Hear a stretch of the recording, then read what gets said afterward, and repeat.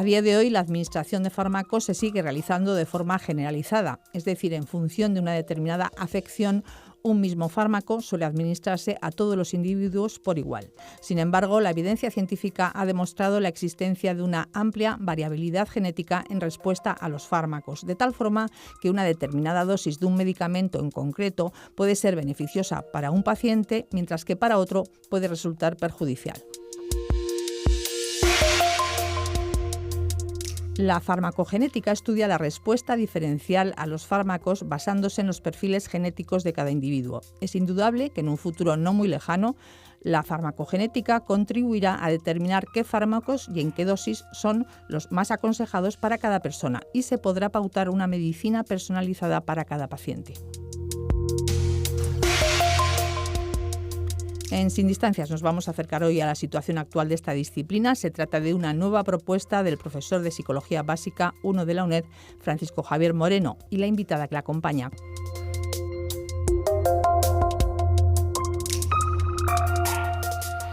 Hola, buenos días. Tenemos otra vez con nosotros a mi amiga Inmaculada Rodríguez, que no podría decir casi recién venida de Houston, ¿no? Pero bueno, hace poco regresó de allí. Inmaculada, aparte de ser una gran amiga mía, es psicóloga y también es investigadora en el Centro de Tecnología Biomédica aquí en Madrid. Y bueno, pues buenos días, Inmaculada. Buenos días, Javier. Muchas gracias por la invitación.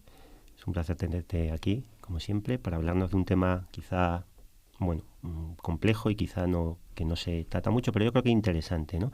Inmaculada, ¿cuántas veces hemos escuchado esto de a mí me funciona muy bien este fármaco cuando hablamos con alguien que tiene una enfermedad y le prescribimos nosotros de forma un poco quizá inconsciente este fármaco y vemos que a lo mejor al final o no le hace este efecto o incluso le puede resultar perjudicial, ¿verdad? Esto es así, ¿verdad? Pues sí, Javier, y es justamente aquí donde entra en juego la aplicación de la farmacogenética, es decir, el estudio de cómo las diferentes variantes genéticas de las personas influyen en su respuesta a los fármacos. Uh-huh. Cuéntanos un poco más en detalle en qué consiste todo esto, porque según tengo entendido, si la secuencia del ADN entre dos seres humanos es idéntica, digamos en un 99,9%, quiere esto decir que tenemos un 0,1% que es el que marca la diferencia entre unas personas y otras, entre unos individuos y otros. Pues sí, Javier, mira, para que se entienda, imagínate que todo nuestro código genético pues tiene, no sé, por así decirlo, unas 260.000 páginas, ¿vale? Uh-huh. Y bueno, dirías que son muchas, ¿verdad? Pero lo que realmente es asombroso es que de todas ellas, solo unas 500 contienen el código que nos hace únicos. Uh-huh. Y es justo ese 0,1% de variabilidad pues el que define nuestro, por ejemplo, color de ojos, el tipo de pelo que tengamos, si es liso o rizado, nuestra disposición o predisposición a las enfermedades, también nuestra respuesta a los fármacos, que es justo el tema que nos ocupa hoy aquí. Pero, de hecho, más que la dotación genética en sí, es sobre todo la expresión de esos genes junto con los polimorfismos que incluyen, lo que explica y condiciona, al menos en parte, estas diferencias. Es decir, el mismo gen puede tener una expresión muy marcada en un individuo y ser muy poco expresado o no hacerlo en otro. Uh-huh. Comentas que la expresión de los genes explica en parte estas diferencias, pero no todas. ¿Qué otros factores podrían estar condicionando estas diferencias entre sujetos? Pues mira, es una buena pregunta. Si nos ceñimos a la diferente respuesta que cada uno de nosotros puede manifestar ante un fármaco, pues existe multitud de factores que pueden influir en la respuesta, como por ejemplo pues la edad, el ser hombre o mujer, la grasa corporal que tenga cada uno, el peso, etcétera, incluso la función renal, la hepática, la función cardiovascular, el que uno tenga otras enfermedades, la ingesta que de otros medicamentos que estemos tomando en ese momento y que puedan interaccionar con otro fármaco que nos estén suministrando en ese momento, incluso hasta, pues yo qué sé, hasta lo que comemos, el alcohol también, el tabaco.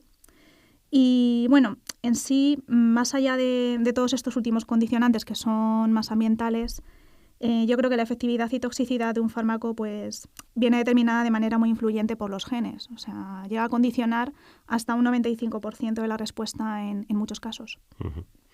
Aparte del hecho de que la farmacogenética, mira que se me atasca. Es que no es fácil de pronunciar. Puede llevar a la instauración de una medicina personalizada en la que un determinado tratamiento médico se adapte a las características, necesidades y preferencias de cada paciente. ¿Qué motiva a que se esté haciendo tanto hincapié en esta temática?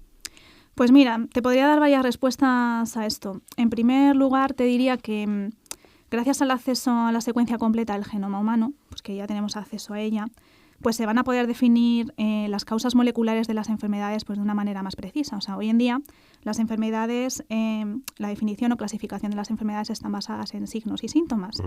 Y a veces pues lo que hacemos es agrupar bajo un mismo nombre patologías que aunque tengan esos signos y síntomas comunes, luego lo que es la base molecular en sí es muy diferente. Ajá. Y entonces, pues bueno, sería interesante en ese sentido. Luego también porque podemos evitar pues muchas reacciones adversas, ¿vale? Que es algo muy importante. Estaríamos disminuyendo pues muchas veces muchos casos de mortalidad en los pacientes. Y también pues se abaratarían los costes de salud. Y sobre todo lo de las reacciones adversas se da porque se ha considerado a los pacientes históricamente como un conjunto homogéneo, ¿vale? O sea, tradicionalmente se ha pensado que los fármacos eficaces y tolerados pues, por un determinado paciente pues también los serían tolerados en otro. Y se ha visto pues, que no es así, pues que en unos sí que funciona, pero en otros hay diferencias. Además, en relación a lo de las reacciones adversas, pues creo que es algo importante, no es algo baladí. Son un problema serio de salud, o sea, suponen no sé, la tercera o cuarta causa de mortalidad, creo, en los países desarrollados. Y creo que sí, creo que estoy en lo cierto. Creo que se muere más gente por reacciones adversas a los medicamentos que por accidentes de tráfico. Muy curioso. Así que, por eso, que hay que intentar acertar con el tratamiento y la dosis de un fármaco pues siempre pues, al máximo. Y ya por último, pues es importante porque saber qué variante genética tiene cada individuo con respecto a la respuesta a un determinado fármaco pues puede ayudar a aumentar la eficacia de los mismos, porque se ha visto que muchos fármacos pues no tienen una eficacia muy alta. Por ejemplo, en el cáncer, los tratamientos, su eficacia en algunos casos no llega al 30%. En esquizofrenia, por ejemplo, hay una variabilidad del 30 al 60% de eficacia. Y en fármacos para la hipertensión, o sea, que los toma mucha gente de forma habitual, hay una variabilidad en cuanto a eficacia del 10 al 70%, de tal forma que si tuviéramos en cuenta pues eso, la variabilidad genética que se da en individuos, pues a lo mejor se podría afinar mucho más en eficacia. Y no solo eso, también disminuir la toxicidad y ya pues lo más importante de todo, pues acelerar el proceso de recuperación de una persona cuando está enferma. Sin duda alguna, la eficacia de un fármaco es vital para poder abordar una determinada enfermedad y mucho más aún para recuperarse lo antes posible de la misma. Entiendo que hay enfermedades, digamos que por ejemplo un resfriado, en el que el sistema inmune es, bueno, digamos, de forma independiente del fármaco que tomemos, puede hacer frente a ese problema, ¿no? Pero yo creo que si hablamos de enfermedades de alguna forma mucho más complejas como el cáncer, la cosa cambia. ¿Es así, Inmaculada? Sí, así es, Javier. De hecho, me gustaría hacer un inciso con respecto a la secuenciación de nuestro genoma. O sea, se ha secuenciado por completo, pero sí que es verdad que no significa que se conozca su funcionamiento del todo. O sea, hay genes de los que sí que se sabe su función y de otros todavía se ignora. Pero vamos, se está trabajando en ello. Y de hecho hoy en día pues hay herramientas como la bioinformática pues que está permitiendo pues almacenar y explotar una cantidad de datos en cuanto a genética, proteómica, etcétera, pues que sin duda no sé, van a resultar muy prometedores. Van a tener un futuro muy prometedor en este sentido. Bueno, muy interesante este panorama general que nos estás dando. Sin embargo, para entrar un poquito más en materia, me gustaría que nos contaras un poquito la historia de esta disciplina, porque intuyo que es un concepto muy reciente y que no está instaurado hace mucho. Cuéntanos un poquito de esto, Inmaculada. Pues sí, la verdad, no lleva mucho tiempo, pero en el fondo sí que lleva. Ahora ya os cuento un poquito más. Pero ya en el 1900, Sir William Osler era un médico canadiense, ¿vale? Fue el primer profesor de medicina de la Universidad Johns Hopkins en Estados Unidos. Ya vio que había una variabilidad intrínseca de cada individuo, de forma que cada uno pues reaccionaba de una forma diferente en respuesta a un fármaco. Y he leído que en el año 510 a.C., Pitágoras observó que la ingesta de habas producía en algunos individuos una reacción que era potencialmente fatal. O sea, se vio que luego ya después se hacía referencia a una enfermedad que es la anemia hemolítica, que es una enfermedad que afecta a los glóbulos rojos de la sangre y que esta reacción fatal aparecía en los individuos que tenían una deficiencia de una enzima. Entonces es como un poco la primera observación escrita relacionada con la farmacogenética ya se dio por aquel entonces. Uh-huh. Lo que pasa es que no es hasta el 1950 cuando se establece como campo de estudio en sí. Y luego en el 1957, Motulsky fue el primero en sugerir una relación entre la genética y las reacciones a los fármacos, aunque fue Friedrich Vogel el primero en acuñar el término de farmacogenética. Y luego ya pues a partir de ahí, como en el 1962, Callow pues ya escribió la primera monografía sobre el tema y ya de entonces pues para acá ha habido muchos más avances. Ya. Cuando has hablado de la anemia hemolítica has mencionado la deficiencia de una enzima. Desde mi conocimiento, los fármacos se metabolizan por enzimas, ¿no? Uh-huh. Y entiendo por lo que nos has dicho hasta ahora que, por ejemplo, un individuo puede llevar a cabo un proceso de metabolización diferente a otro según su genética. ¿Es así? Sí, es Javier. Y además del metabolismo del fármaco, se llevan a cabo más procesos donde puede darse variabilidad entre las personas. Te cuento un poco. O sea, cuando a nosotros nos dan un fármaco, ¿no? Lo primero es el organismo, lo primero que hace es encargarse de absorberlo. Luego, pues lo distribuye por todos los tejidos, ¿vale? Después se metaboliza y finalmente se excreta. Esto es lo que se conoce en farmacología como proceso ADME, que es absorción, distribución, metabolismo y excreción, ¿vale? Entonces, durante todo ese proceso, el fármaco pues interactúa con proteínas que los transportan por los tejidos, proteínas que se encargan de metabolizarlo, ¿vale? Y luego finalmente pues los llevan a los genes diana, en los cuales pues actuará para realizar su función. Claro, según esto, aunque tengamos el mismo gen, este se puede expresar de forma distinta en cada uno de nosotros. Efectivamente, por ejemplo, ese gen puede hacer que en una persona exprese una determinada proteína que otra no llegara a expresar, o que si lo hace lo haga en menor medida. Es decir, o sea, vuelvo a incidir en lo mismo, como hemos comentado, pues hay variantes genéticas a nivel individual que son las que hacen que haya variación en relación a la respuesta a un fármaco, ¿vale? Por ejemplo, sabemos que nuestros genes están formados por ADN, ¿vale? Y ese ADN pues está constituido por la unión de muchos nucleótidos, ¿vale? Que son la adenina, la guanina, la citosina y la timina. Por ponerte un ejemplo, imagínate que en un lugar concreto de esa molécula yo tengo una adenina, ¿vale? Y tú tienes una timina. Entonces, la proteína que se va a producir va a ser ligeramente diferente, ¿vale? Uh-huh. La tuya a la mía va a ser ligeramente diferente. Imagínate que una de estas variantes justamente cae en alguno de los genes que están implicados en la ruta de un fármaco, ¿vale? En el transporte, en la metabolización, en el momento en el que tiene que hacer diana para cumplir su función. Y entonces, pues claro, esos polimorfismos ya son los que van a determinar el efecto a la respuesta a ese fármaco. A lo mejor en tu caso, no sé, puede ser justo la respuesta normal o la que tiene la mayoría de la población, mientras que en el mío, pues lo mismo, a lo mejor tengo una variante que es más rara y se produce otra respuesta diferente. Uh-huh. ¿Podrías poner algún ejemplo concreto de cómo se lleva a cabo el funcionamiento? Pues mira, sí. Por ejemplo, en cuanto a la metabolización de los fármacos, ya que estamos hablando sobre todo de metabolización, de enzimas metabolizadoras, pues podemos encontrar a gente que es metabolizadora lenta, donde la enzima codificada pues carece de actividad, en esa gente pues no tendría actividad o sería muy bajita. Metabolizadores normales, que son los portadores de al menos una copia del gen activo. Luego hay gente que es metabolizadora rápida, que tiene duplicado el gen. Y luego metabolizadores ultra rápidos que ya tienen pues multiplicado el gen activo, tienen muchas copias, ¿vale? Uh-huh. Entonces, en el caso de los metabolizadores lentos, pues ¿qué va a pasar? Pues que se va a necesitar menos dosis de un determinado fármaco pues para que le haga efecto. Mientras que en uno ultra rápido, pues la dosis ha de ser mayor si queremos obtener, por ejemplo, el mismo efecto que en una persona que sea metabolizadora lenta. Por poneros un ejemplo, pues mira, hay un fármaco que se llama nortriptilina, que es un antidepresivo, donde se ha visto pues que la dosis de 20 a 50 miligramos es suficiente para un paciente que es metabolizador lento. Pero, por ejemplo, en un ultra rápido, para que le hiciera el mismo efecto, habría que darle más de 500 miligramos al día. Claro, entiendo que esto es un riesgo, porque por lo que nos has contado, si a un metabolizador lento le damos más dosis de la que le corresponde, podría llegar a ser tóxico para él o para ella, ¿no?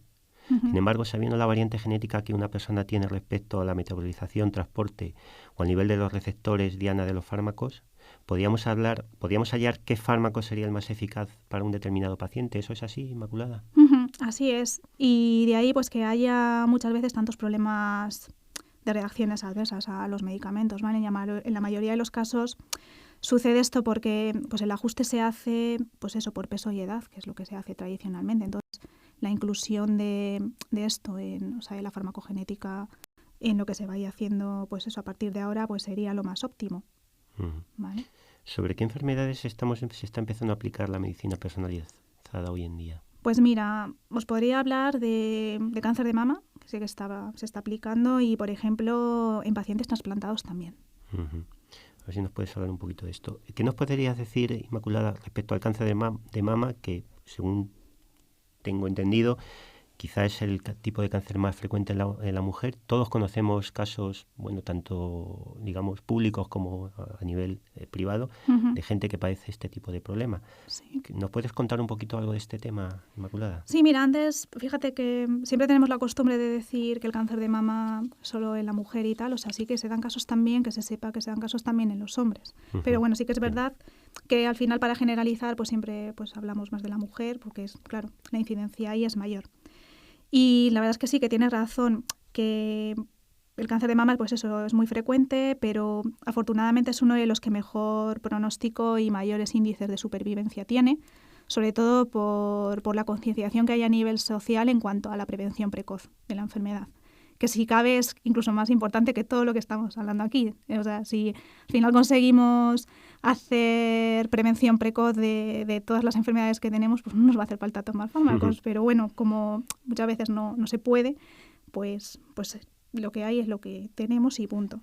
Entonces, las mujeres, pues eso, que han sido operadas de cáncer de mama, uno de los fármacos que se les da tras la cirugía es el tamoxifeno, ¿vale? Sí. Que es un antiestrogénico del tejido mamario, que lo que hace es prevenir pues la proliferación celular de ese tejido, ¿vale? En ese tejido. O sea, de que evita que, pues eso, que se multiplique, que vuelva a crecer.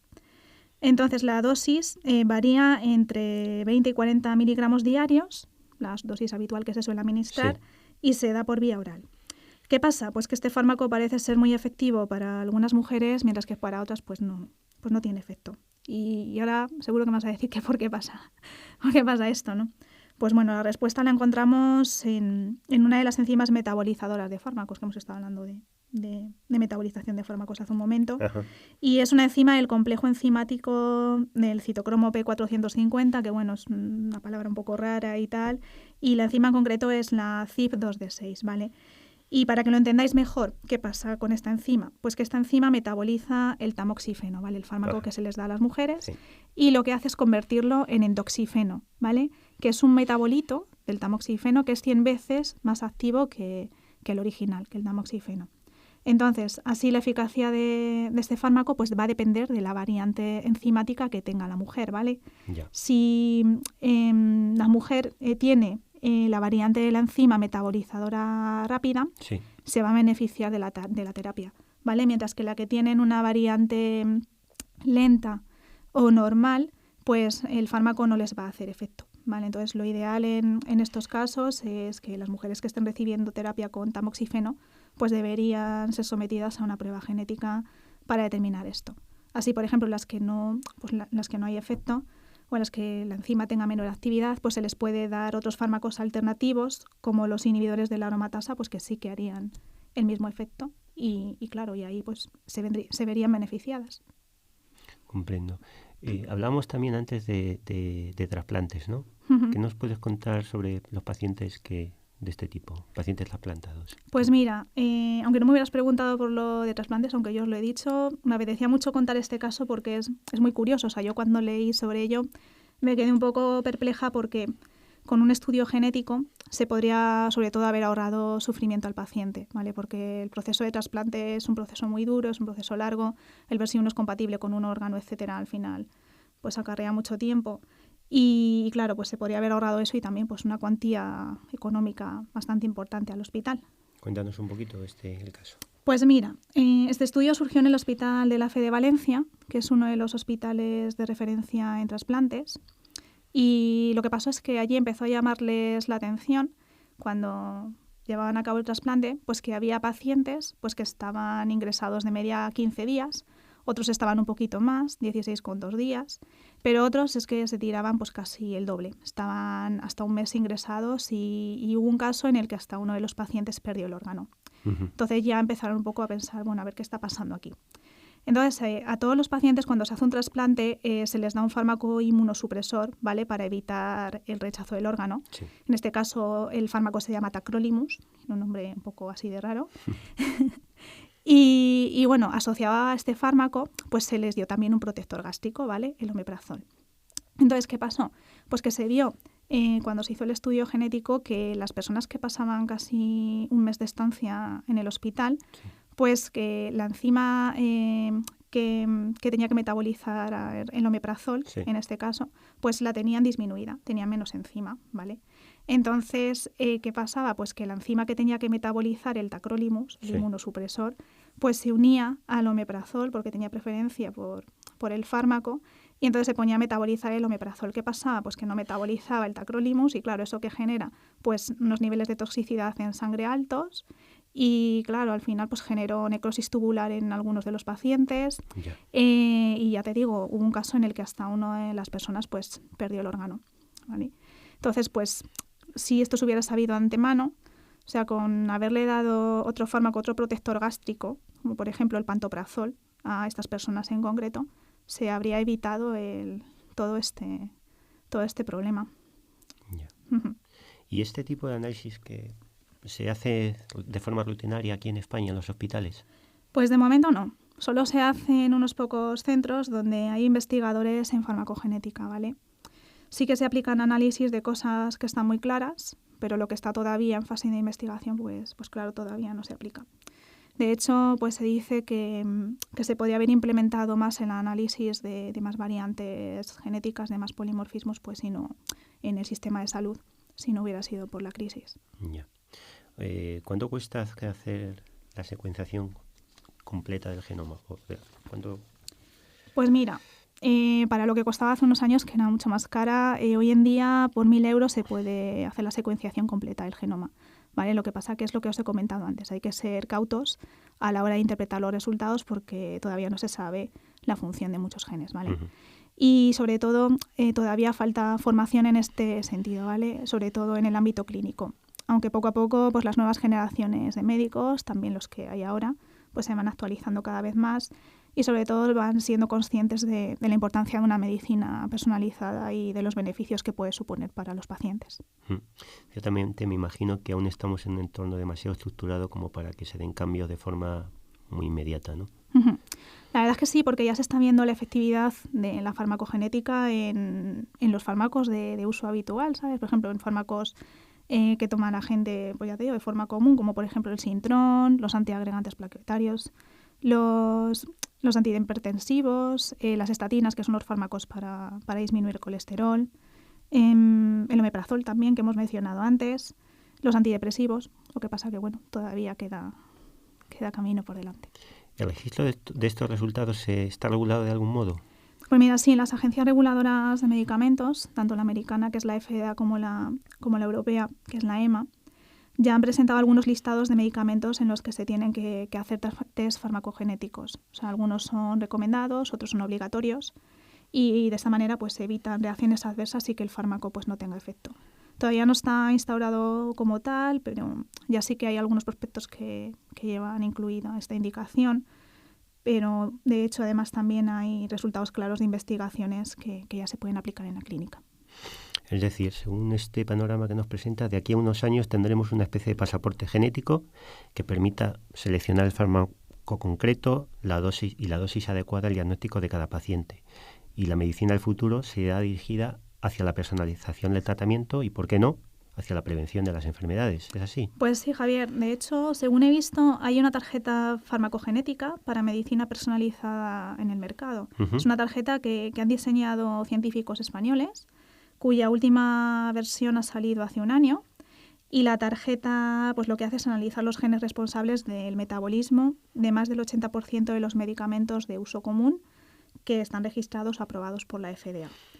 Y simplemente con conectar la tarjeta a un ordenador es posible saber, según el perfil genético que tenga la persona, pues qué medicamentos son indicados y cuáles no. Imagínate que a lo mejor se le quiere prescribir a una persona pues un fármaco de uso habitual y para esa persona en concreto pues no es compatible, pues se buscaría qué alternativa farmacológica sería la adecuada para esa persona.